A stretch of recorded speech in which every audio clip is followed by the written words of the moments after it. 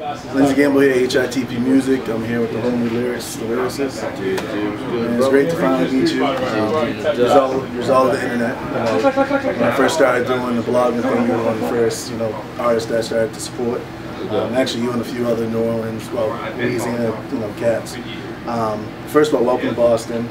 Just give our viewers kind of like background, kind of how you got started in music and where you're at right now.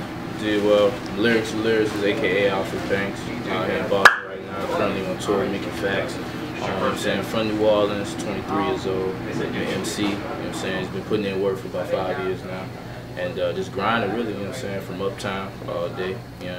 Just grinding right now. Definitely. I mean, it's paying off. You're on tour right now. You guys are a little bit halfway through, a little more than halfway through. Just talk about some of the ups and downs, like what's the best part of your experience, and kind of just what are some of those parts that aren't so good about touring that, an upcoming artist that hasn't been able to tour might not like? Well, the best part about it is being with somebody like Mickey on a tour, so people know who he is. So it kind of opens the door for me a little bit easier to introduce myself to folks.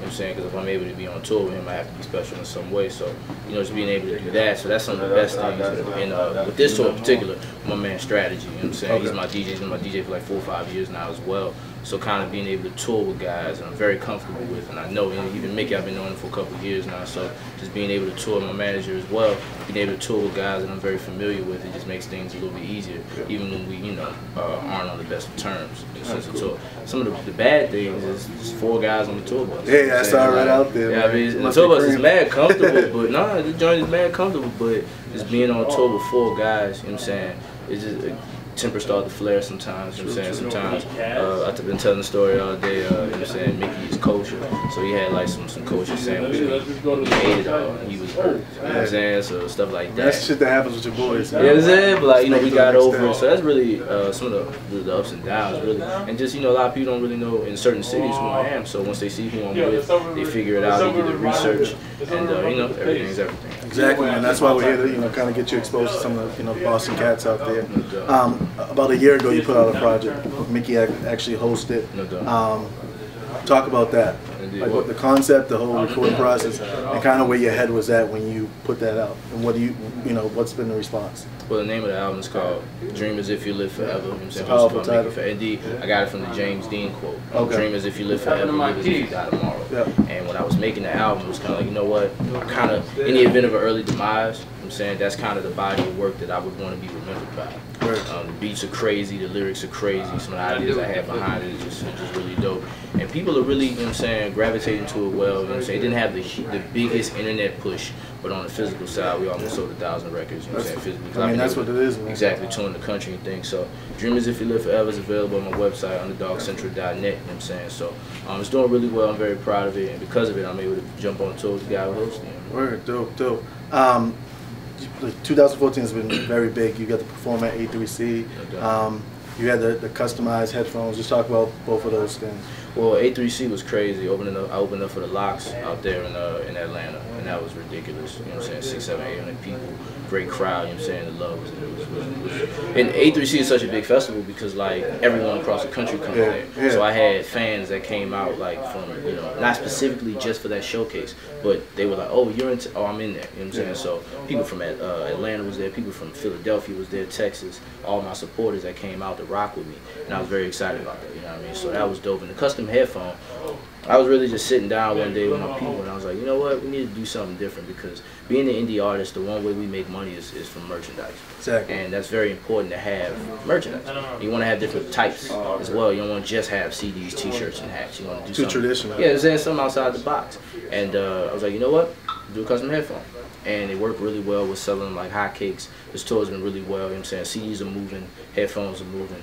And you can scoop the headphones at underdogcentral.net. Make sure we have all that information. Underdogcentral.net/merch. Go right there, you can scoop the merch.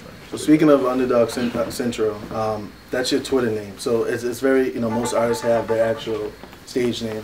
What does that phrase or those words mean to you, Underdog Central? Underdog Central is the place where the overlooked go to hone their skills to come back to be the admired. Dope. And that's what that means to me, and that's like my life mantra. But early in my career, I was working real hard, but a lot of people really didn't care. And we went back to the drawing board, made some things happen, and now I'm where I'm at, and people are starting to really care. So once you perfect what you do, people just kind of gravitate to it. So that's what Underdog Citrus stands for. And it's really just for anybody that, you know, has always been overlooked, or, you know, saying some crazy things happen, and you know, had to fall back a little bit and get your bearings.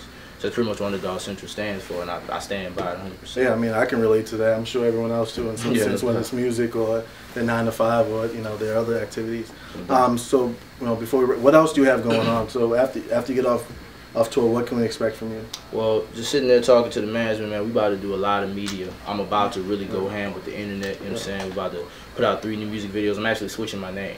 Okay. I'm no longer going to be Lyriqs Da Lyraciss. I'm going to be Alfred Banks, which is my government, you know what I'm saying? Word. It's a little bit catchier, a little easier to spell. Yeah. Easier to put on flyers and shit like that. So, yeah, Alfred Banks, once we do that name switch, I'm saying we're going to be putting out 3 new music videos, which is going to be dope. You know what I'm saying? They're all being shot.